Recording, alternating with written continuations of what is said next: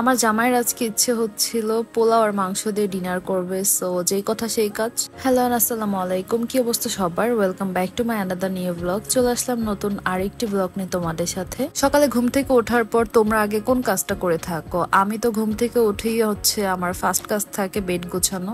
রুমের বেড গোছানো মানে অর্ধেক কাজ হয়ে যাওয়া, সো এই জন্য আগে ট্রাই করি সকালে ঘুম থেকে উঠে কুইকলি বেডটাকে গুছিয়ে ফেলা।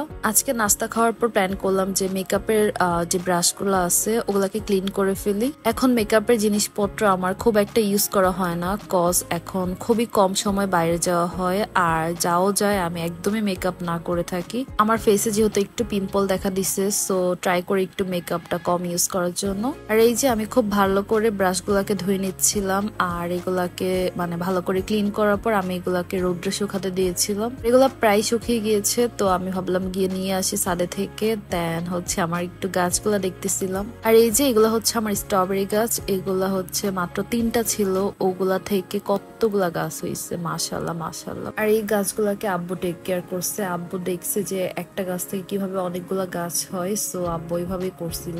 আর বিকেল আমি একটু আচার বানাচ্ছিলাম। আমি যদিও আচার কখনো বানাইতে ট্রাই করি নাই, আজকে আচারটা আমি ফার্স্ট টাইম বানাচ্ছিলাম, কারণ আচার অলওয়েজ মা দিয়ে থাকে, সো দেখা যাক কি হয়। আর এই আচারের রেসিপিটা আমি খুব সুন আপলোড করব। সন্ধ্যা হলো আর আজকে খুবই ক্রেভিং হচ্ছিল একটু দুধ চা খাওয়ার জন্য, তো একটু দুধ চা করে নিচ্ছিলাম।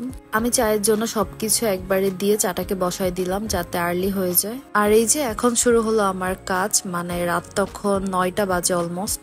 আমার রাতে খাওয়ার জন্য যা যা দরকার সবই রান্না করে ফেলছিল, প্লাস ভাতও রান্না করে ফেলছে। আর আমার জামাই তখন কল দিয়ে বলে তার নাকি অনেক পোলাও আর মাংস খেতে ইচ্ছে করতেছে। আমার জামাইয়ের এরকম ক্রেভিং মাঝে মাঝে হয়ে থাকে, আর তখন যদি এটা না দেওয়া হয় তখন তার অনেক কষ্ট লাগে। তাই ভাবলাম যে থাক, বেচারিকে একটু তার মনের আশা পূর্ণ করে দেই। বাসায় মুরগি আনানো ছিল না, সো রাত্রেবেলা আব্বু গিয়ে মুরগি নিয়ে আসে, প্লাস পোলাও চাল সবকিছু নিয়ে আসে। তো আমি সুন্দর করে কেটে দেন আম্মুকে দিলাম রান্না করার জন্য।